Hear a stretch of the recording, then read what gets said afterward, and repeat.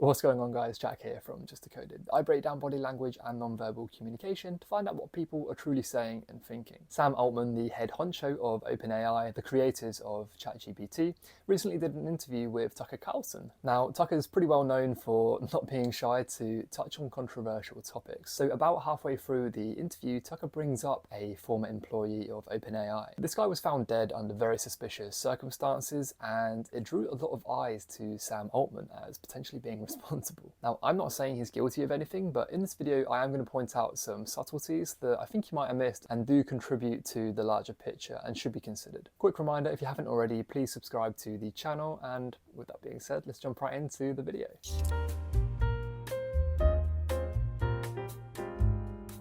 So you had complaints from one programmer who said you guys are basically stealing people's stuff and not paying them, and then he wound up murdered. What was that? Also a great tragedy. He committed suicide. So if we just reload that real quick. Also a great tragedy. He committed suicide. So the first thing I want to draw attention to is his mouth. Not only are his lips pursed, but the right side of his mouth is slightly elevated. The large majority of facial expressions we make naturally are symmetrical. Really, the only thing that happens asymmetrically is contempt, and we see that in the side of the mouth. Given the context, I would associate that to negative emotions he's feeling towards the topic, and probably a level of discomfort knowing that he's about to embark on this conversation. Also, the pause he gave where he was thinking about it, that came across as very performative to me. I don't think that was a genuine moment of thought. I do believe this answer was preloaded. That doesn't mean necessarily that he's lying or trying to cover anything up, but something to bear in mind. Do you think he committed suicide? I really do. Have you looked? This was like a friend of mine. This is like a guy that, and not a close friend, but this is someone that worked at OpenAI for a very long time. I was really shaken by this tragedy. I spent a lot of time trying to, read everything I could, as I'm sure you and others did too, about what happened. It looks like a suicide to me. So throughout the majority of that explanation, he refused to make any eye contact with Tucker. Now, yes, when we're deep in thought, thinking about something, trying to retrieve information from our brain, we do often look away, but in this context, I'm not getting that sincere vibe. Why does it look like a suicide? It was a gun he had purchased.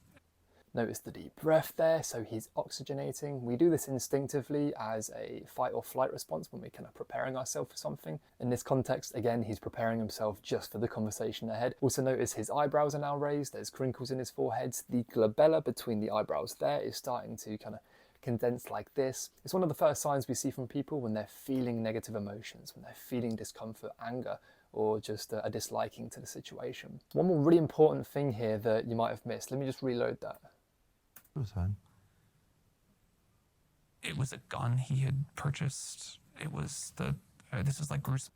So notice as he's telling the story, he's actually shaking his head like this. That's not congruent with what he's saying, and it could be a level of deception. So usually when we're telling a story and we're saying, yes, I did this thing, or this thing did happen, we're nodding our heads along with it. And if we're like, no, I didn't do this thing didn't happen, we naturally shake our heads. It's a natural response of the limbic system in our brain, and it's a pretty reliable tell of if someone's telling the truth or not. To talk about, but I read the whole That's right. medical record. Does it not look like one to you?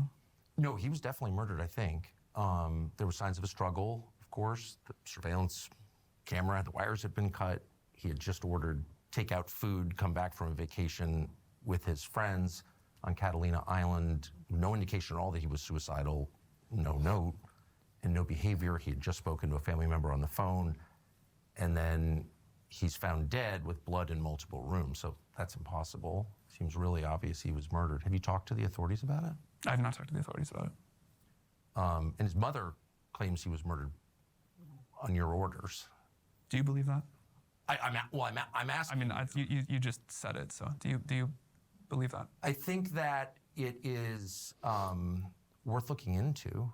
And if a guy comes out and accuses your company of committing crimes, I have no idea if that's true or not, of course, and then is found killed and there are signs of a struggle, I don't think it's worth dismissing it. I don't think we should say, well, he killed himself when there's no evidence that the guy was depressed at all.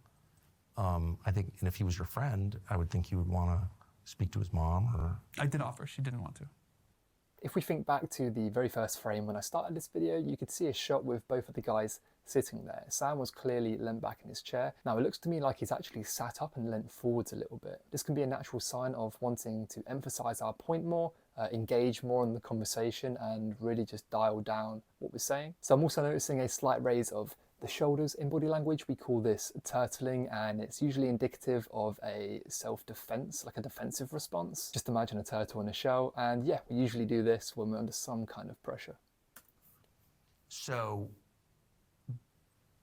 do you feel that, when people look at that and they're like, it's possible that happened, do you feel that that reflects the worries they have about what's happening here? Like, people are afraid that this is like... I've done too many interviews where I've been accused of like... Oh, I'm not accusing you at all. So if we reload that, it's like... a lot of eye blocking behavior going on here. So eye blocking is when we kind of close our eyes like this, we squeeze them shut, and it's a subconscious way of distancing ourselves from the situation. To get a clear read of someone, it's really important to align what they're saying in the moment with the body language. So along with the eye blocking, he's also going on the verbal defensive now, basically accusing Tucker of accusing him.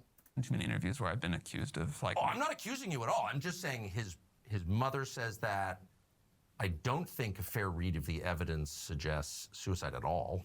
I just don't see that at all. And I also don't understand why the authorities, when there's signs of a struggle and blood in 2 rooms on a suicide, like, how does that actually happen? I don't understand how the authorities could just kind of dismiss that as a suicide. I think it's weird. You understand how this sounds like an accusation? Of course. And I certainly, let me just be clear once again, not accusing you of any wrongdoing, but I think it's worth finding out what happened. And I don't understand why the city of San Francisco has refused to investigate it beyond just calling it a suicide. I think they looked into it a couple of times. If I were to ask you what the most readable part of a person's body is, you may say the eyes, that's what most people do, but it's actually the feet, and it works its way up. So whenever we're trying to deceive someone, we think about manipulating our face most as we imagine it's where people look, and we forget to moderate our bottom half of the body. The reason I mention this is I can see his torso has slightly turned. Now, whenever we don't want to be in a situation, one of the first cues that happens is their body will turn towards the exit, starting with their feet, their legs, and ultimately their torso. Now, I can't see the rest of his body, and he may just be repositioning to get comfy, but it's something to bear in mind that, as mentioned, when we don't want to be somewhere, or we're not a huge fan of the situation we're in, we do tend to turn our bodies away before expressing it verbally. So yeah, just something else there. More than once, as I understand it, I saw that, and I will totally say, when I first heard about this, it sounded very suspicious to me. Yes.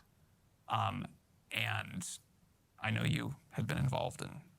Was mother you were reached asked to look out into to the case. And I don't know anything about it. It's not my world. She just reached out cold? She reached out cold. Wow. And I spoke to her at great length, and it scared the crap out of me. The kid was clearly killed by somebody. That was my conclusion, objectively, with no skin in the game. And you, after reading the latest report? Yes. Like, look, I immediately called a member of Congress from California, Ro Khanna, and said, this is crazy. You've got to look into this. And nothing ever happened. And I'm like, what is that? Again, I think this is, I feel strange and sad debating this and having to I'm not myself even seem debating totally it, crazy. And you are a little bit accusing me, but Just gonna reload that. debating this and having to I'm not myself even seem debating totally it, I'm crazy. just And you are a asking. little bit. Now, this is a pattern I've seen repeat quite a few times throughout the interview so far, and it's where Sam is showing the back of his hands. Typically, when we want to be perceived as open, warm, and approachable, we show our palms, and that's actually something that Tucker's done on numerous occasions, usually after making a controversial claim or something that might be a little bit provocative. He's kind of using his hands like, hey, by the way, I'm not accusing you, kind of thing.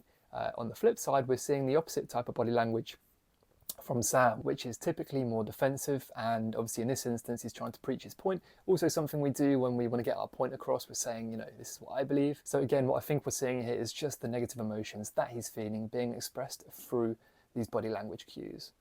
Accusing me, but this was like a wonderful person and a family that is clearly struggling. Yes. And I think you can totally take the point that you're just trying to get to the truth of what happened, and I respect that. But I think his memory and his family deserve to be treated with a level of respect and grief that I don't quite feel here. So again, he's looked away for a long period of time. We often do this when we are trying to think of the right words to say. I mentioned earlier, I didn't see it as too genuine when he did this. I thought it was just avoiding eye contact. In this instance, I do think it was him trying to formulate the best approach to say what he was going to say. And what did he say? He's clearly trying to shut down the topic, almost in a way of shaming Tucker by saying, hey, like, the way that you're approaching this conversation is actually disrespectful to the family. So trying to divert attention onto something else, does it mean he's guilty? Not necessarily. It may just be a really uncomfortable topic for him. I mean, who wants to be accused of essentially murder if you're innocent? It's not comfortable, it's not fun. But if he is guilty, then that's also a behavior you would expect to see. I'm asking at the behest of his family. So I'm definitely showing them respect. And I'm not accusing you of any involvement in this at all. What I am saying is that the evidence does not suggest suicide, and for the authorities in your city to elide past that and ignore the evidence that any reasonable person would say adds up to a murder, I think is very weird, and it shakes the faith that one has in our system's ability to respond to the facts.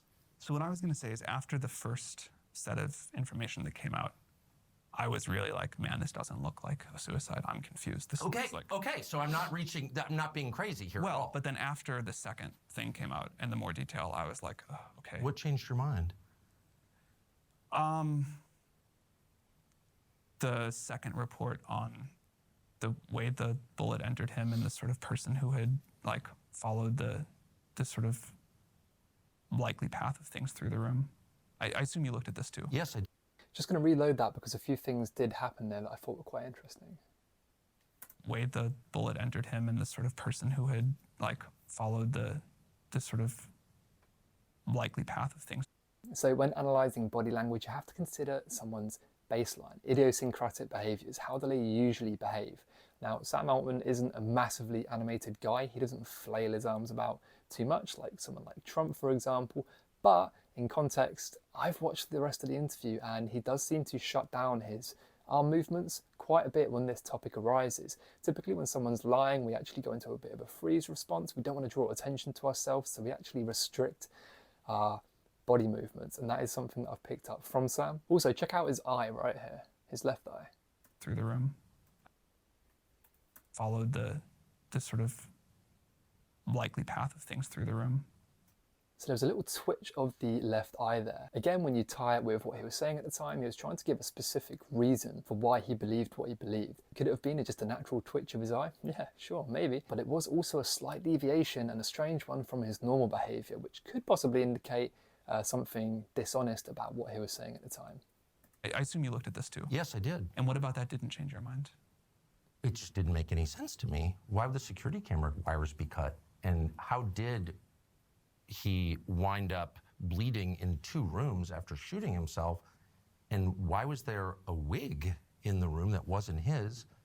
And has there ever been a suicide where there's no indication at all that the person was suicidal, who just ordered takeout food? I mean, who orders DoorDash and then shoots himself? I mean, maybe. I've covered a lot of crimes as a police reporter. I've never heard of anything like that. So no, I was even more confused. This is where it gets into, I think, a little bit painful, just not the level of respect I'd hope to show to someone with this kind of mental I get illness. it. I totally get it. It's People just do his commit family suicide asked without me. notes a lot. Again, trying to change the topic and move on with the conversation. I'm going to end the video there. As it happens, it did actually move on to a different part of the conversation shortly after him saying this. So yeah, really interesting one. Let me know what you thought in the comments. As always, don't forget to like and subscribe, and I will see you on the next one.